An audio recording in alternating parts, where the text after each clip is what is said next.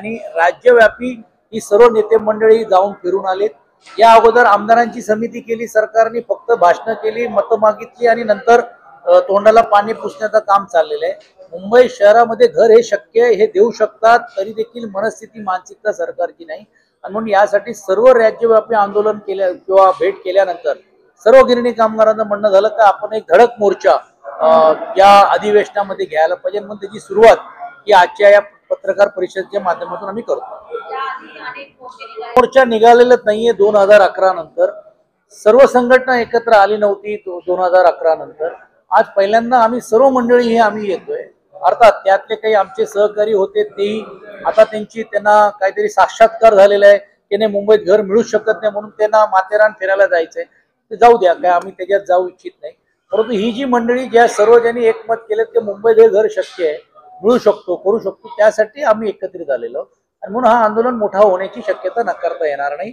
पण हे आंदोलन निवळ फक्त गिरणी कामगारांपुरतं मर्यादित न ठेवता याच्यामध्ये राजकीय पक्षांनी पण सहभाग व्हायला पाहिजे, म्हणून आम्ही सर्व राजकीय पक्षांच्या नेत्यांशी भेटतो। आज योगायोगाने पक्षप्रमुख आदरणीय उद्धव बाळासाहेब ठाकरे हे आम्हाला भेटले।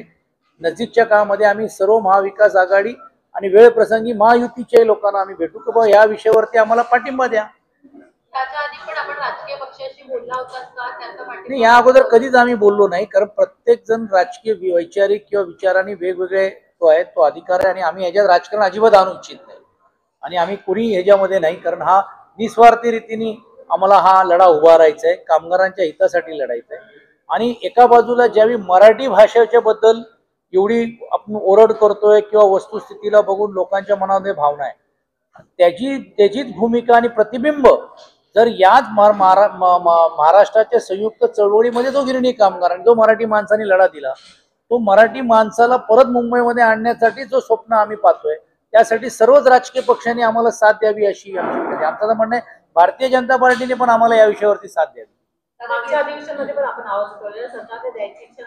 नाही, सरकार घोषणा करतायत, मागच्या वेळी बोललो घोषणा हा देणार, कुठे देणार कशी देणार माहित नाही।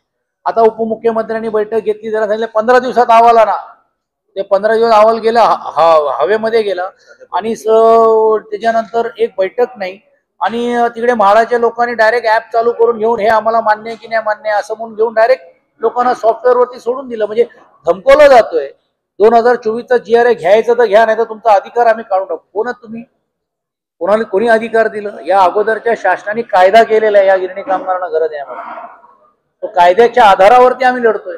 हा, त्यावेळी आम्हाला सांगितलं की नाही तुम्हाला मिळणारच नाही, काय नाही, आम्ही आशात नाही राहिलो असतो का? तुम्ही आमच्याकडनं फॉर्म भरून घेतले, मग 1,40,000 लोकांकडनं फॉर्म घेतले, आता 1,40,000ची संख्या 80 वर आली आहे। असं असताना बगल द्यायचं आणि कुठेतरी आम्ही देऊन टाकले, ते प्रायव्हेट बिल्डरकडनं। तो कोण चड्डा आहे मला माहित नाही आणि कोण कोणाच्या जवळ आहे याचं संशोधन केलं पाहिजे। तो चड्डा म्हाडाच्या कार्यालयात बसून घेऊन फॉर्म वाटतोय, 1,000 2,000 रुपये वसूल केले जातात गिरणी कामगारांकडनं।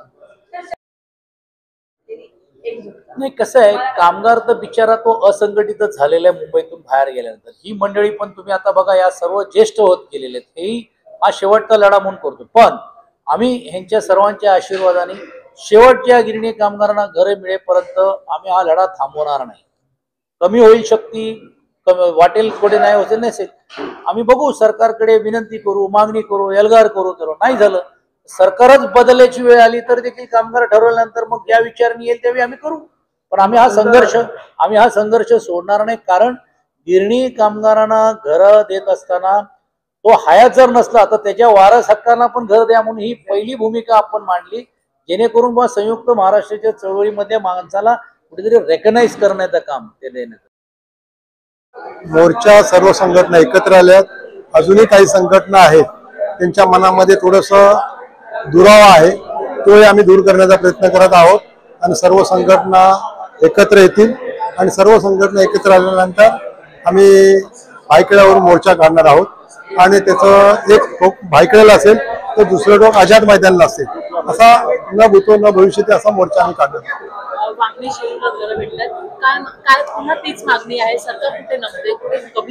सरकारचं काय मत आहे की ज्या ज्या मोकळ्या जागा आहेत मिलच्या त्या अदानी अंबानी यांना देऊन टाकायच्या आणि ज्या गिरणी कामगार जो फक्त भांडतोय त्याला कुठेतरी बाहेर हटायचं आणि त्यांना जे पैसे मिळवायचे, पैसे कमवायचे जे काय आहेत तर त्यांना फक्त जागा देत चालले आणि गिरणी कामगारांना बाहेर फेकायचं चालले. तर आमचं मत आहे की गिरणी कामगार एकवटला आहे, एकजूट झालाय आणि हा गिरणी कामगार एकजूट झाल्यामुळे सरकारला नमवेल आणि सरकारकडून हक्क मागून गेले की आम्हाला मुंबईत घर पाहिजे.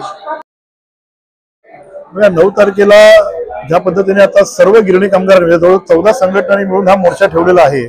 या मोर्चाचा मुख्य विषय आहे की सर्व गिरणी कामगारांना मुंबईतच घर मिळाले पाहिजे.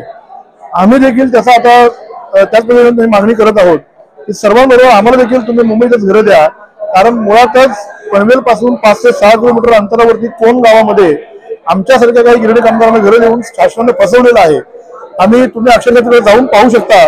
160 फुटाची 2 छोटी छोटी घरं आम्हाला त्या ठिकाणी दिलेली आहेत आणि ती नादुरुस्त अवस्थेतली आहे. तिथला आरोग्य परिसर नादुरुस्त आहे, कुठली सुखसुविधा नाही आहे. अशा गाव कुसातल्या ठिकाणी आम्हाला ही घरं दिलेली आहेत. तिथे लोक राहू शकत नाहीत, लोक राहायला अजून आलेले नाही आहेत. मुळात आम्ही गिरणी कामगारांनी पैसे भरल्यानंतर आम्हाला 5 वर्षांनी घराची चावी मिळालेली आहे. अशी वस्तुस्थिती असताना गिरणी कामगारांनी आमच्यावरती घरं लादलेली आहेत. आमची गेल्या वेळेला प्रमुख मागणी होती की आमचा तुम्ही 3 ते 4 वर्षाचा मेंटेनन्स माफ करा, आम्हाला त्या सुस्थितीमध्ये येऊ द्या, मग आम्ही ती घरं आमच्या योग्य राहायच्या लायकी होतील. पण सरकार त्याकडे लक्ष देत नाही आहे. त्यामुळे आता आम्ही कंटाळलो आहोत. आता आमची मागणी अशी आहे की आमच्या ती चावी परत घ्या आणि आम्हाला मुंबईमध्ये घरं द्या, अन्यथा आमच्या 10 वर्षाचा मेंटेनन्स माफ करा. आमची प्रमुख मागणी आता. 9 तारखेला मोर्चा यंदा यशस्वी होणार का पुन्हा आश्वासन भेटणार, काय वाटतं? बघा, यावेळेला एक मोठा फरक जाणवतो की 9 तारखेला जवळपास 14 संघटना आहेत. त्याच्यामध्ये 13वी संघटना म्हणून आम्ही आलेलो आहोत.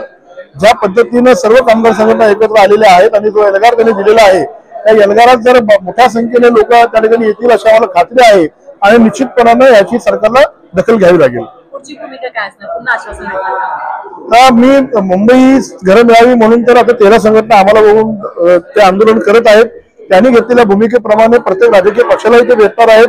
प्रत्येक संघटनेला त्यांनी या ठिकाणी सोबत घेण्याचा प्रयत्न केलेला आहे आणि अर्थात त्यांचं असं म्हणणं आहे की जर सरकारला आम्ही त्या ठिकाणी जागे करण्याचा प्रयत्न करू, आमच्या मागण्या मान्य करून घेऊ, पण जर आमच्या मागण्याच मान्य झाल्या नाही तर आम्ही सरकारच बदली करू, अशी भूमिका त्या ठिकाणी घेण्यात आलेली आहे. आणि त्यामुळे आम्ही देखील त्या भूमिकेमध्ये त्यांचा पाठिंबा देणार आहोत.